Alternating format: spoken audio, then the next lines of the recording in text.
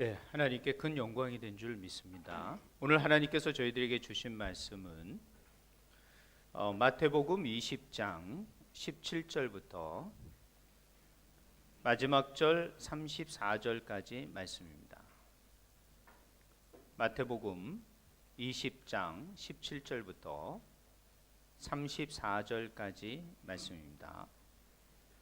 좀 길기는 하지만 우리가 오늘 하나님 말씀을 한 절 한 절 다 읽는 게 중요하기 때문에 함께 한 절씩 교독하시고 마지막 절은 합독하시도록 하겠습니다. 17절 하나님의 말씀을 들으십시오. 예수께서 예루살렘으로 올라가려 하실 때에 12 제자를 따로 데리시고 길에서 이르시되 보라, 우리가 예루살렘으로 올라가노니 인자가 대제사장들과 서기관들에게 넘겨짐에 그들이 죽이기로 결의하고 이방인들에게 넘겨주어 그를 조롱하며 채찍질하며 십자가에 못 박게 할 것이라. 제3일에 살아나리라. 그때에 세베대의 아들의 어머니가 그 아들들을 데리고 예수께 와서 절하며 무엇을 구하니 예수께서 이르시되 무엇을 원하느냐 이르되 나의 이 두 아들을 주의 나라에서 하나는 주의 우편에 하나는 주의 좌편에 앉게 명하소서. 예수께서 대답하여 이르시되 너희는 너희가 구하는 것을 알지 못하는도다. 내가 마시려는 잔을 너희가 마실 수 있느냐? 그들이 말하되 할 수 있나이다. 이르시되 너희가 과연 내 잔을 마시려니와 내 좌우편에 앉는 것은 내가 주는 것이 아니라 내 아버지께서 누구를 위하여 예비하셨든지 그들이 얻을 것이니라. 열 제자가 듣고 그 두 형제에 대하여 분이 여기거든 예수께서 제자들을 불러다가 이르시되 이방인의 집권자들이 그들을 임의로 주관하고 그 고관들이 그들에게 권세를 부리는 줄을 너희가 알거니와 너희 중에는 그렇지 않아야 하나니 너희 중에 누구든지 크고자 하는 자는 너희를 섬기는 자가 되고 너희 중에 누구든지 으뜸이 되고자 하는 자는 너희의 종이 되어야 하리라. 인자가 온 것은 섬김을 받으려 함이 아니라 도리어 섬기려 하고 자기 목숨을 많은 사람의 대속물로 주려 함이니라. 그들이 여리고에서 떠나갈 때에 큰 무리가 예수를 따르더라. 맹인 두 사람이 길가에 앉았다가 예수께서 지나가신다 함을 듣고 소리질러 이르되 주여 우리를 불쌍히 여기소서. 다윗의 자손이여 하니 무리가 꾸짖어 잠잠하라 하되 더욱 소리질러 이르되 주여 우리를 불쌍히 여기소서. 다윗의 자손이여 하는지라. 예수께서 머물러 서서 그들을 불러 이르시되 너희에게 무엇을 하여 주기를 원하느냐? 이르되 주여 우리의 눈 뜨기를 원하나이다. 예수께서 불쌍히 여기사 그들의 눈을 만지시니 곧 보게 되어 그들이 예수를 따르니라. 아멘. 자, 우리는 계속해서 마태복음을 강해하고 있습니다. 사실 초창기에 말씀드린 것처럼 이 마태복음 강해는 저에게 인생의 숙제 중에 하나였습니다. 그래서 이 마태복음을 강해하면서 이 마태가 예수님에 대해서 어떻게 깨닫고 또 무엇을 전하고자 했는지를 좀 깊이 알고자 했습니다. 그리고 신약 성경에 가장 먼저 나오는 이 책, 이 마태복음을 제대로 깨닫는 것이 저의 신앙생활이나 저의 삶 속에서도 정말 중요한 일이겠다 생각을 해서 제가 작심을 하고 작년부터 지금 마태복음을 한 절 한 절 또 한 부분 한 부분 강해하고 있습니다. 또 여러분도 표정들을 보면 뭐 나쁘지 않다라는 표정들이에요. 계속해도 되겠다 뭐 이런 표정들이라서 왜 또 마태복음 또 하시나 뭐 그러는 표정들은 아니라서 제가 계속 끝날 때까지 한번 그러나 좀 지체하진 않는 가운데 진행해 보도록 하겠습니다. 하여튼 끝날 날이 있겠죠. 네, 끝날 28장까지는 끝날 날이 있을 것입니다. 그런 다음에 제가 하늘로 또 올라갈 수도 있을 것 같고 하늘로 쑥 주님처럼 올라갈 수 있을지 누가 알겠습니까? 아무튼 그런 일이 저 개인적으로는 있었으면 좋겠지만 이게 여러분은 또 어떻게 생각하실지. 자, 한번 눌러주시겠습니까? 또 안 넘어가네요. 눌러주시면. 자, 지난주에 봤던 그림이죠. 여러분의 마음을 조금 부드럽게 하기 위해서 제가 이 그림을 했습니다. 우리가 지금 예수님을 따라 제자들이 이렇게 쫓아가고 있는 것입니다. 특별히 12명의 제자들이 예수님을 쫓아가고 있어요. 자, 이 쫓아가고 있는데 쫓아가면서 예수님이 오늘 17절부터 19절의 말씀을 하고 계시는 거죠. 자, 기회의 신을 제가 다시 한번 보여드립니다. 오늘 이 예배가 여러분의 인생 속에 마지막 예배가 되실 분도 있으실 줄 몰라요. 그렇기 때문에 여러분이 예배를 드릴 때마다 이것은 나의 인생의 최후의 예배가 될 수 있다라는 마음으로, 이 시간 이후에 주님 앞에 설 수 있다라는 마음으로 예배에 임하시는 것이 제가 예배를 드릴 때마다 느끼는 마음이에요. 왜냐하면 인생이라는 게 그 누가 알 수 있겠습니까? 내일 일을.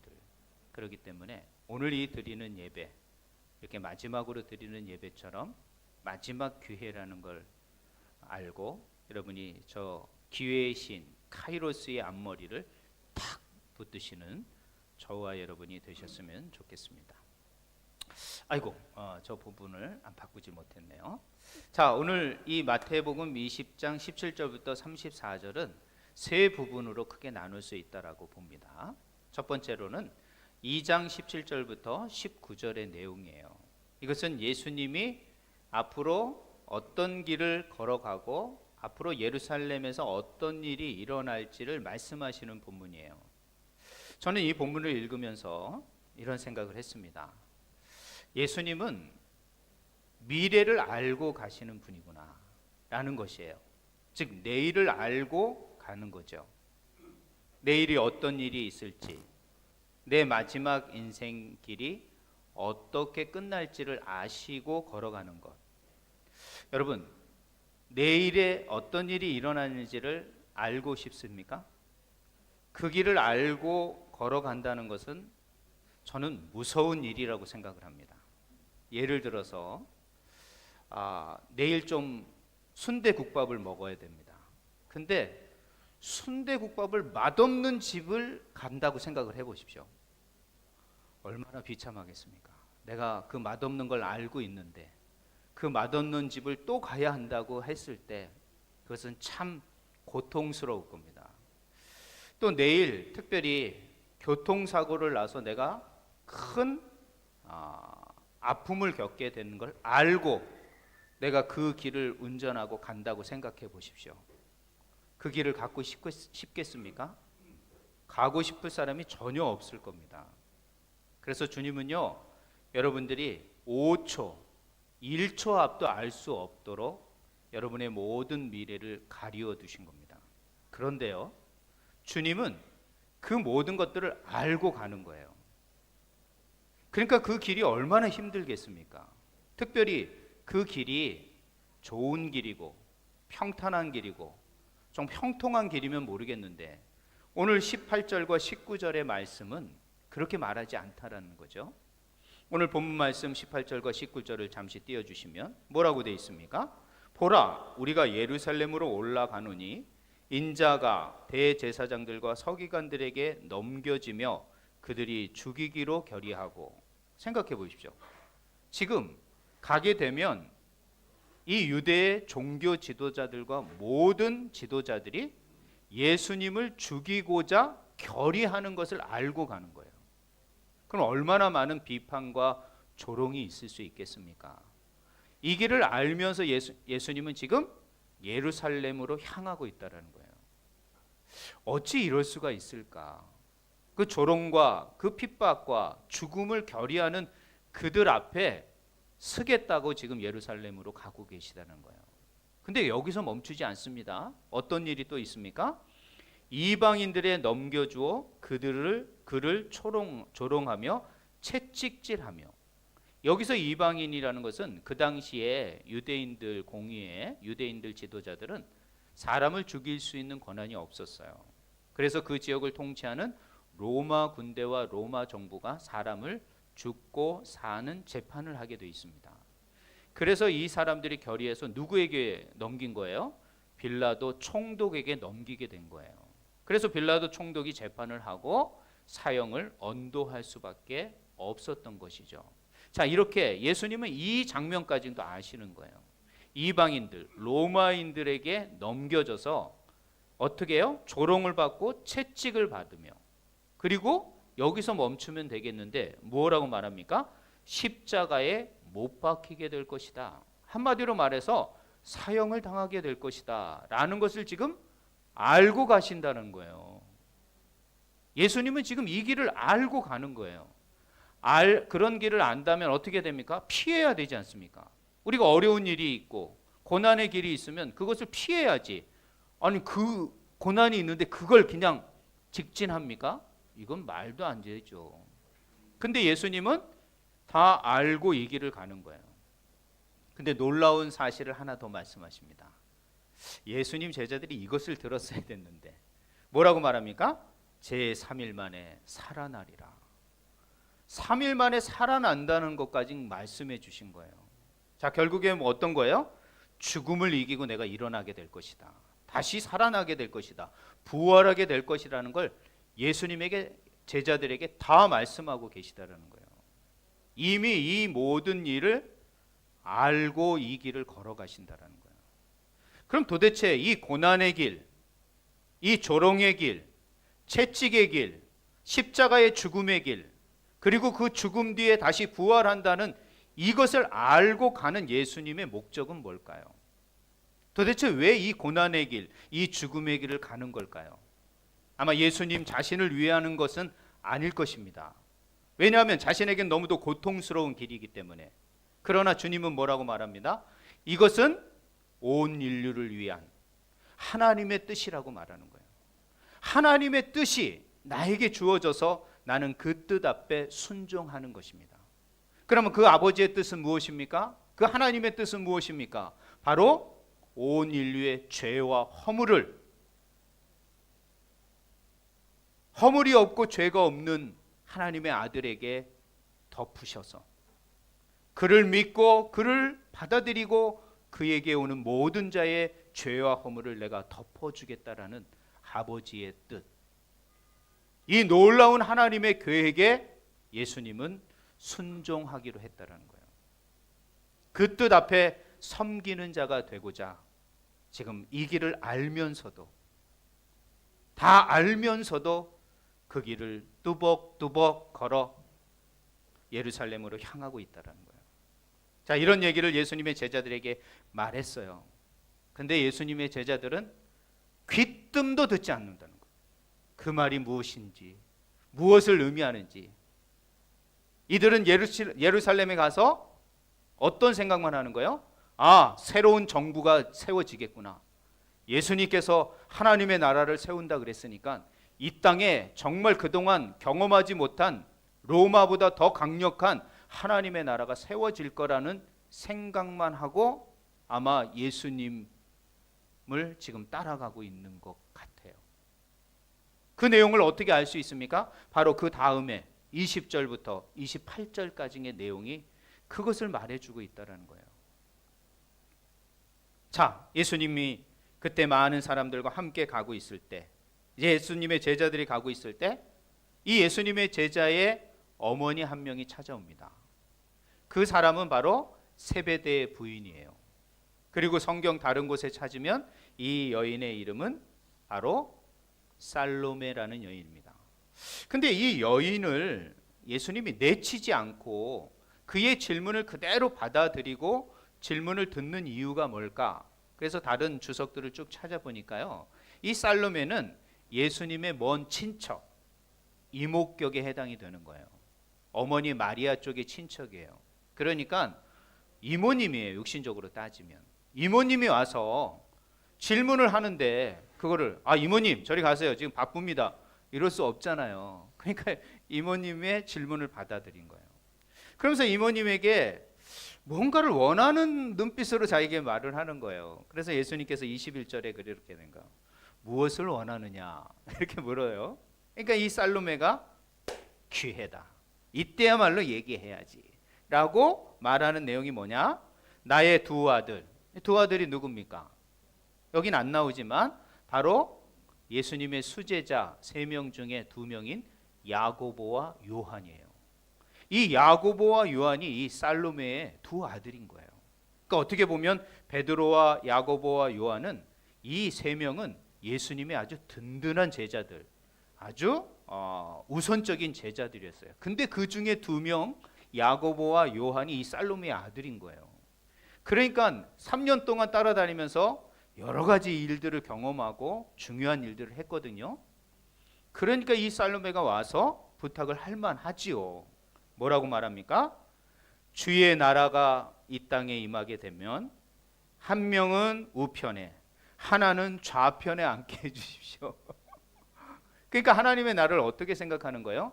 이 땅에 세워질 정치적인 로마를 무너뜨리고 새로운 하나님의 나라가 이 땅에 세워질 거라는 세속적인 나라의 생각을 가지고 있었던 거예요. 누가? 이 살로메라는 여인이.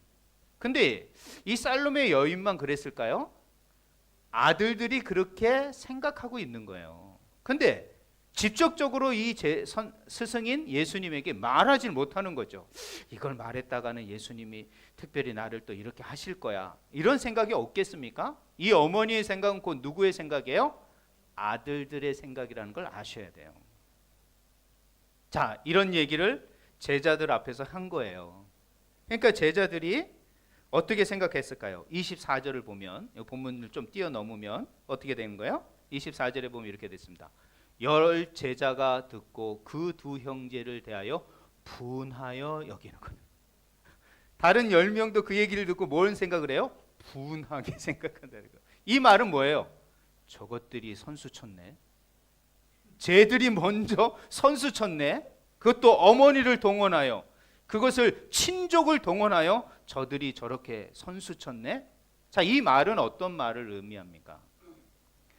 나머지 10명의 제자도 동일한 생각을 가지고 있었다라는 거예요. 하나도 열애 없이 이 12명 모두가 하나님의 나라가 이 땅에 세워질 것을 생각하고 그 나라가 되면 자신이 뭔가 큰 자리를 하나 차지할 수 있겠다 생각을 하고 있는 거예요. 다분히 요즘의 정치인들과 별반 다르지 않는 모습을 우리는 발견하게 되는 거예요. 예수님의 제자들이 이 정도의 수준이었습니다. 무슨 대단한 사람이었다고 생각하는데 전혀 그렇지 않아요. 어떻게 보면 우리의 신앙들보다 더 세속적이고 더 자기 중심적인 욕심을 가진 사람들이 이 제자들이었다라는 거예요. 그것도 3년 동안 따라다녔는데도 이 정도니 여러분 어떠겠습니까? 그런데요, 예수님은 이들을 향하여 다그치지 않으십니다. 그리고 야단치시지도 아니하고 차근차근 그들에게 하나님의 나라가 무엇이고 하나님 나라의 가치가 무엇인지를 그들의 잘못된 생각을 바꾸시기를 원하시는 거죠. 이것이 바로 예수님의 생각이셨다는 거예요. 왜 그랬을까요? 왜 제자들을 버리거나 책망하지 않고 이렇게 늘 말씀하여 하나님의 나라의 가치를 가르쳐 주시는 걸까요? 이 예수님의 제자들은 나중에 교회의 터가 되는 겁니다. 이들이 나중에 교회의 터가 되는 거예요. 이들을 통하여 하나님은 교회를 만드시는 거죠. 그렇기 때문에 오늘도 저와 여러분이 이 제자들보다 더 이상한 생각을 하더라도 주님은 여러분을 책망하지 않으십니다. 늘 말씀을 통하여 여러분에게 권면하고 계십니다. 왜냐? 교회를 세우는 자들이기 때문에. 이들이 교회를 통하여 더 많은 영혼들을 구원해야 할 사명이 있으시기 때문에 그렇게 하는 거예요. 그래서 오늘 이 제자들에게 말씀하시는 이 본문은, 이 내용은 바로 오늘을 살아가는 저와 여러분, 하나님의 교회들에게 말씀하시는 내용과 같은 것입니다. 그래서 이 말씀은 제자들에게 하신 말씀이 아니라 오늘 저와 여러분, 하나님의 교회의 멤버십을 이루는 우리들에게 말씀하시는 내용이라는 것을 여러분이 기억해야 합니다.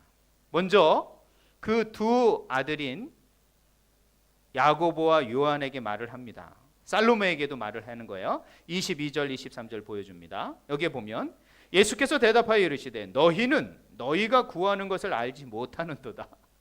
우편과 좌편을 구하지만 너희들이 지금 구하는 게 뭔지를 모르고 구하는구나 라고 말을 하는 거예요. 자, 그러면서 뭐라고 말합니다. 내가 마시려라 한 잔은 너희가 마실 수 있느냐? 그랬더니 그들이 뭐라고 말합니까? 네, 마실 수 있습니다. 아유, 주님이 주신다면 그 자리에 내가 감당하겠습니다. 어떤 자리라도 괜찮습니다. 한 자리만 주면 내가 최선을 다하겠습니다. 그 잔을 마시겠습니다. 이렇게 말을 하는 거예요. 자, 그런데 그 잔은 어떤 잔일까요? 예수님의 잔은 어떤 잔일까요? 바로 죽음의 잔입니다. 고난의 잔인 거예요. 피할 수 없는 고통의 잔을 마셔야 되는 거예요. 근데 이 야고보와 요한은 그때는 알지 못했죠.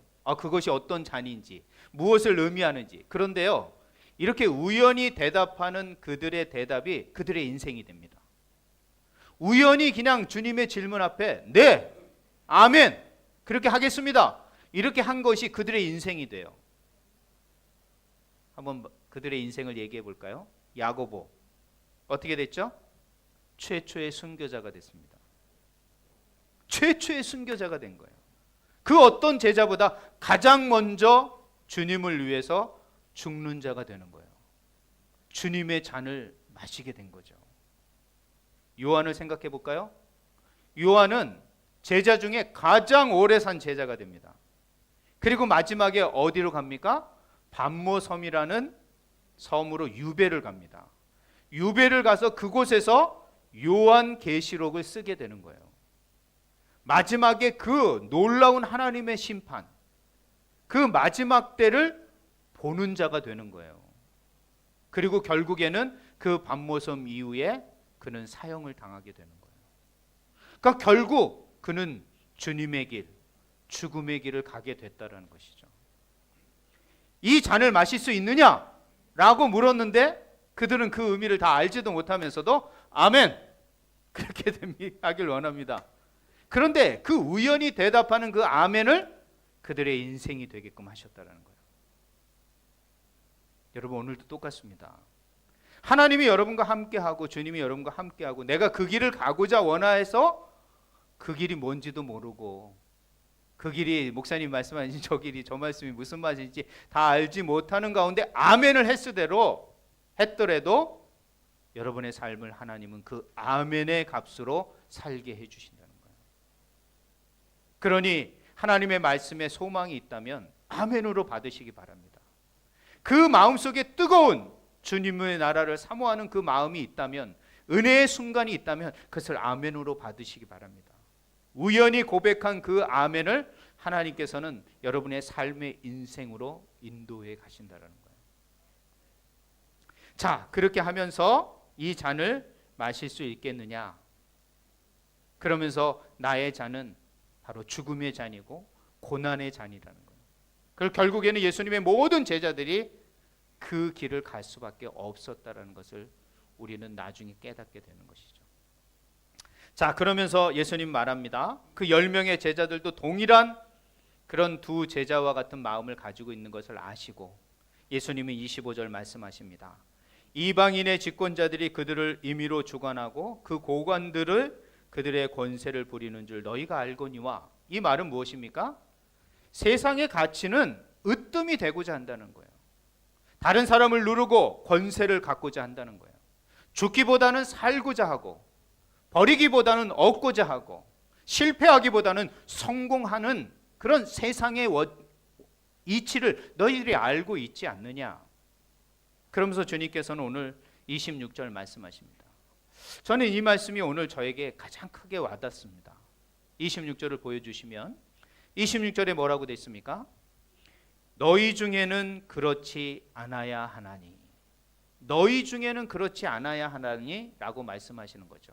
여러분, 너희 중에는 그렇지 아니어야 되는 거예요. 어떻게요? 세상의 가치로, 세상의 방법으로, 세상의 원리로 살아가는 것이 아니라 그렇지 않아야 된다라고 말하는 거예요. 정말 우리가 그리스도인이라면, 하나님을 쫓는 사람이라면, 예수 그리스도를 믿는 그리스도인이라면 우리는 세상의 가치로 살아가는 자가 돼서는 안 됩니다. 그럼 예수님은 어떻게 살아야지 하늘의 원칙을, 하늘의 가치를 가지고 살아가는 것이라고 말할까요? 그 이후에 제자들이 가져야 할 자세와 마음을 말씀하십니다. 뭐라고 합니까? 너희 중에 누구든지 크고자 하는 자는 너희를 섬기는 자가 되고, 지금 야고보와 요한이 또 모든 제자가 남들보다 더 높은 자리, 더 큰 자가 되고자 할 때 그 큰 자가 되는 하나님의 나라의 방법은 섬기는 자가 되어야 된다는 거예요. 다른 사람을 누르고 올라가는 것이 아니라 다른 사람을 위하여 배려하고 나누며 섬기는 자가 되어야 된다는 거예요. 세상의 모든 사람은, 지금 우리나라 교육의 문제가 뭡니까? 저는 우리나라 교육은 아주 좋다고 생각해요. 열심히 공부하게 하고 좋은 걸래요. 근데 제가 또 한국 교육을 받아봤지만 1등이 최고예요. 서울대학교 몇 명 갔냐가 그 학교를 결정하게 되는 거예요. 저도 그렇게 위해서 공부를 했었죠, 사실은. 뭔지도 모르고 공부를 했었습니다. 서울대학교 못 가면 자괴감이 들었습니다. 고등학교 때 제가 그래도 우반에 들어가지고, 그래? 우열반에 들어가가지고 거기 가서 서울대학교를 예비하는 애들 그래서 한 50명 안에 들었습니다. 제가 전교에서 그래가지고 거기서 열심히 공부하고 그냥 학교 끝나면 집에도 못 가요. 10시까지 공부하고 가야 되는 거야. 너희들은 어디를 가냐? 서울대학교를 향해 가야 된다 이러는 거예요. 50명이 어떻게 가겠습니까? 그렇게 공부를 했는데 서울대학교 안 되더라고요. 8명 가더라고요. 근데 그때 우리 학교가 1회였습니다. 저희들이 1회였는데 제가 이제 그 목동의 강서고등학교를 나왔습니다. 지금은 명문이 됐더라고요. 왜 명문이죠? 서울대학교 많이 간다고. 명문이 그런 거예요, 결국에는. 서울대학교 몇 명 가느냐, 으뜸자가 몇 명이냐, 이걸 따지는 사회인 거예요. 세상 사람들은 다 그렇게 삽니다. 예수님 모르는 게 아닙니다. 세상은 다 으뜸이 되고자 한다, 1등이 되고자 한다, 남의 위에 군림하고자 한다, 남보다 더 많은 것을 가지길 원한다. 그러나 주님 말하지 않습니까? 너희는 종이 되어라. 섬기는 자를 넘어서 종이라는 건 그 당시에 뭡니까? 노예가 되어라 라는 말이에요. 다른 사람의 노예가 되라는 거예요. 아니, 노예가 있더라도 자유로운 자가 돼야지 어떻게 스스로 노예가 되냐는 거예요. 자발적인 노예가 되라고 지금 말씀을 하고 계시는 거예요. 이것이 바로 하나님 나라의 가치라는 것을 말하는 것이죠. 과연 우리가 세상의 이 경쟁 사회에서 도태되지 않기 위해서 열심히 살아야 되는데 오히려 그 삶에서 내려놓고 낮아지는 자가 되라, 섬기는 자가 되라, 종이 되라고 말씀하시는 것은 한마디로 말해서 죽어라, 뒤처져라 이렇게 말을 한다고 생각하면 여러분이 오산인 거예요. 최선의 노력을 하지만 그 가진 것으로, 불법의 방법으로, 세상의 가치로 살아가는 것이 아니라 정말 하나님의 가치로 살아가는 것을 말씀하고 있는 것입니다. 스스로 섬기는 자가 되는 것이에요. 자기가 가지고 있는 것을 나누는 자가 되는 것입니다. 그리고 남을 착취하는 것이 아니라 배려하는 자리로 있어야 된다는 것이죠. 더 이상 말씀은 드리지 않아도 여러분은 잘 아실 것입니다. 이것이 바로 하나님의 사람들이 살아가는 방식이라는 거예요. 근데 요즘 예수 믿는 사람들 어떻습니까? 이런 방식대로 살아가려고 하나요? 교회 안에서도 교회에 나오는 목적, 신앙생활하는 목적이 이 잘 안 되니까, 불경기니까 좀 잘 되려고, 남들보다 뭔가 잘 하려고, 남들보다 좀 뭔가 예수 믿으면 좀 득템이 있을 것 같아서, 뭔가 덤으로 얻어지는 게 있을 것 같아서 혹시 신앙생활을 하고 계시지는 않으십니까? 그렇다면 잘못 오셨습니다. 절대 그렇게 신앙생활에서 얻어질 수 있다면 그것은 언젠간 안개와 같이, 아침 안개와 같이 사라질 수밖에 없습니다. 과연 그런 것을 얻고자 신앙생활을 한다면 우린 뭔가 잘못하고 있다는 거예요. 그렇게 지금 예수님을 따르는 제자들을 향하여 책망하고 계시는 거예요. 그러면서 너희들은 섬기는 자가 되고 으뜸이 되기보다는 종이 되어라. 예수님이 이렇게 말씀하실 수 있는 이유가 뭘까요? 바로 28절에 이 말씀 때문이죠. 인자가 온 것은 섬김을 받으려 함이 아니요 도리어 섬기려 하고 자기 목숨을 많은 사람의 대속물로 주려 함이라. 예수님은 만왕의 왕이십니다. 모든 것을 가진 자였습니다. 영생도 그의 소유였습니다. 그런데 그 모든 걸 다 내려놓고 인간이 되셔서 인간의 죄와 허물을 위하여 십자가의 대속의 물로 제물이 되어서 죽으셨다는 거죠. 정말 예수님의 삶은 그 자체가 섬김이요, 그 자체가 하늘의 가치를 몸소 실행하셨던 분이라는 거죠.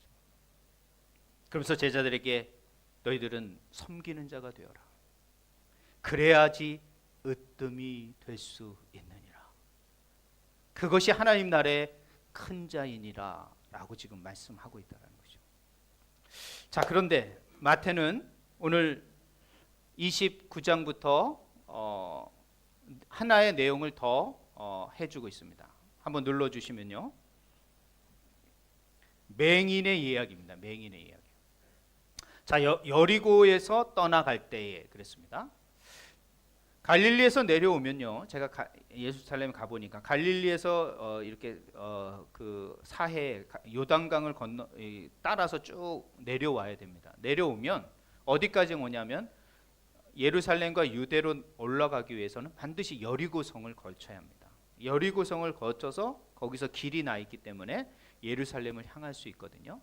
그러니까 예수님이 여리고까지 왔어요. 근데 여리고까지 오니까 29절에 보니까 큰 무리가 예수를 따르게 돼요. 근데 그 당시에 얼마나 많은 병든 자와 많은 사람이 있었겠어요? 근데 저는 마태가 오늘 이 다른 병든 자를 치유하는 것보다 이 두 소경, 이 두 시각 장애인을 치유하는 내용을 집어넣은 이유가 뭘까? 저는 그것을 좀 생각하게 됐습니다. 이것은 바로 앞에 예수님의 제자들이 자리 싸움을 하고 있는 이 내용을 기록하면서 이 내용을 뒤에 배치한 이유는 마태가 회개하면서 자신과 자신들의 제자들이 행했던 그런 연약함을 회개하는 마음으로 다시 한번 하나님 앞에 영적인 눈을 가질 수밖에 없었던 그들을 다시 열어주기를 소망하며 이 내용을 적었다고 저는 생각해요. 자신들이 얼마나 연약했다고 생각을 할까요? 정말 끔찍한 세상의 가치와 세상의 것을 얻고자 했던 그들의 상태를 영적 소경의 상태라고 저는 말하고 있는 거예요. 그래서 많은 병자들 중에 이 앞을 보지 못하는 이 시각장애인 2명을 고치신 얘기를 기록하고 있다고 저는 보고 있어요. 그러면서 뭐라고 말합니까? 맹인들 두 사람이 길가에 앉아 예수가 왔다는 소식을 들었겠죠. 자, 예수님의 소문을 3년 동안 들었던 이 맹인들은 자기들 앞으로, 자기들 이 길로 앉아있던 이 길로 예수님이 간다는 소식을 들었을 때 이것은 그들에게 인생의 마지막 기회인 거예요. 이 기회를 놓치면 절대 예수님을 다시 만날 수 없고 자신의 이 불치병을 고칠 수가 없는 거예요. 이 마지막 절대절명의 이 기회를 이 사람들은 절대 놓치면 안 되는 거예요. 그래서 이 사람들이 소리 지릅니다. 주여 우리를 불쌍히 여기소서, 다윗의 자손이여, 이렇게 말한 거예요. 불쌍히 여기소라고 말하는 것은 이해가 됩니다. 근데 이들이 다윗의 자손이라고 말한 이유는 구약에 그렇게 약속됐던 메시아가 바로 당신이십니다. 저희도 그 메시아를 기다렸으며 그 메시아의 치유하심과 권능이 우리에게도 필요합니다 하고 예수 그리스도의 메시아 되심을 고백한 맹인들이었다는 거예요. 이건요, 그들이 그냥 병치료를 위해서 부르짖은 게 아니라는 거예요. 이것은 그들의 신앙 고백이었다라는 거예요. 그들이 정말 하나님 앞에 신앙을 고백하며 하나님께서 그것을 치유해 주시기를, 하나님의 능력으로 그것을 치유해 주시기를 간절히 원하는 신앙의 부르짖음, 간절한 믿음의 부르짖음이었다라는 거예요. 얼마나 많은 사람이 부르짖었겠습니까? 근데 예수님은 그 믿음의 부르짖음, 간절히 예수 그리스도의 하나님 되심과 메시아 되심을 믿는 그 믿음으로, 그 바라봄으로 부르짖는 그 맹인들을 소리를 들으셨던 거예요. 자, 그런데 그 옆에서 인도하던 제자들이 어떻게 반응했을까요? 30절에 보면 길가에 앉아 예수를 31절에 보면 무리가 꾸짖어 잠잠하라 이렇게 말한 거예요. 야, 조용히 안 해? 지금 누가 가시는데 그렇게 소리 질러? 야, 너네만 문제가 있는 게 아니야. 조용히 해! 라고 했습니다. 자, 이러면 주눅이 들어서 그렇지. 나만 또 이러면 안 되지. 이래야 되지 않습니까? 근데 이 신앙을 가진 자들은 예수 그리스도를 메시아라고 붙들고 이것이 그들의 인생의 마지막 기회라는 것을 안 사람들은요, 절대 그 기회를 놓치면 안 됩니다. 여러분들은요, 우리는요, 자꾸 내일이 있겠지, 다음에 잘 믿으면 되겠지, 다음에 기도하면 되겠지, 다음에 좀 뭐 잘 되면 되겠지 하는 자꾸 미루는 생각들을 많이 하시는 것 같아요. 근데요, 제가 늘 말씀드리지만 오늘이 여러분의 시간이라니까요. 이 영적 소경자는요, 자꾸 미뤄요. 다음에 어떤 거 좋은 게 되겠지라고 생각해요. 근데 이 진짜 육적 소경자는 어떻게 생각합니까? 오늘이 마지막인 거예요. 왜? 예수님이 내 앞에 와 있거든. 예수님의 말씀이 지금 나에게 들려지고 있거든. 놓치면 안 되죠. 누가 잠잠하라? 누가 조용히 하라? 그따위 소리는 들을 게 아닙니다. 다들 그러죠. 야, 너만 예수 믿냐? 꼭 그렇게 열심히 믿어야 돼? 지금 교회가 중요하냐? 너 삶이 중요하지? 이렇게 말을 합니다. 그런 유혹이 한두 번 오는 게 아니에요. 이거 적용점 찾으려면 끝이 없습니다. 그렇지만 아니죠. 지금이 나의 가장 예수님을 만날 수 있는 기회인 거예요. 이 소경이 그런 마음을 가지고 있는 거예요. 그래서 잠잠하라는 말을 듣는 순간 31절 뭐라고 합니까? 더욱 소리질러, 더욱 소리질러 우리를 불쌍히 여기셔서 우리 좀 고쳐주세요라는 말이에요. 근데 그 뒤에 꼭 들어가는 말이 있지 않습니까? 다윗의 자손이요, 다윗의 자손이요. 하나님의 언약, 구약의 약속을 붙드는 고백이었다는 거예요. 하나님의 약속을 붙드는 고백으로 우리를 불쌍히 여기소서. 그랬더니 가던 걸음을 32절 예수께서 머무르시고 그들을 불러 이르시되 데리고 오라. 너희들이 원하는 게 무엇이냐? 라고 말합니다. 자, 너희들이 원하는, 아니 소경이 원하는 게 눈 뜨는 거죠. 그걸 뭘 묻습니까? 그냥 고쳐주시면 되잖아요. 근데요, 하나님은 반드시, 주님은 한 번 더 물어보십니다. 여러분에게도 한 번 더 확인하십니다. 너가 나를 믿느냐? 베드로에게도 너가 나를 믿느냐? 너가 나를 사랑하느냐? 거듭거듭 질문할 때 대답하실 수 있어야 돼요. 머뭇거리고 아니 글쎄요, 제 생각해 보니까 잘못 말씀드린 것 같은데요. 이게 아닙니다. 내가 원하는 게 무엇이냐? 원하는 게 무엇이냐고 물을 때 정확하게 말하셔야 돼요. 눈뜨기를 원합니다. 그런 믿음의 고백, 그런 소리, 부르짖음이 우리 가운데 있어야 돼요. 그럴 때 예수님은 그들을 불쌍히 여사 그 눈을 만지시고, 직접 만지시고 보게 하시고, 눈뜬 자들이 예수를 따르더라 라고 말하고 있다는 거죠. 저는 마태가 이것을 기록한 이유는 우리들에게 제자들은 영적 소경이었다, 하나님의 나라가 어떤 나라인지를 바라보지 못한 우리는 영적 소경이었다. 그러나 이 영적 소경일지라도 예수 그리스도를 향하여 부르짖을 때 주님께서는 그 부르짖음에 응답하셔서 그 소경의 눈을 열어주신 것처럼 우리도 이렇게 답답한 인생, 어려운 인생, 정말 힘든 영적 소경의 상태가 있을지라도 주님 앞에 부르짖는다면 반드시 그 눈을 열어주실 것이라고 약속한 것이다 라고 저는 마태가 이 본문을 기록했다고 보고 있어요. 사랑하는 주 안의 성도 여러분, 예수님은 예수님의 길을 알고 가셨습니다. 그것은 그분을 위한 것이 아니라 저와 여러분들을 위한 길이었고, 그것은 바로 섬김의 길이었고, 그것은 낮아짐의 길이었습니다. 그리고 제자들에게 다시 한번 말씀합니다. 크고자 하는 자는 섬기는 자가 되어야 되고, 으뜸이 되고자 하는 자는 남의 종이 되어야 한다고 말하고 있습니다. 우리는 주의 말씀을 듣고 이 시대를 살아가는 주의 백성들입니다. 세상의 소리가 아니라, 세상의 길이 아니라 주님의 길을 따라가는 자가 되어야 합니다.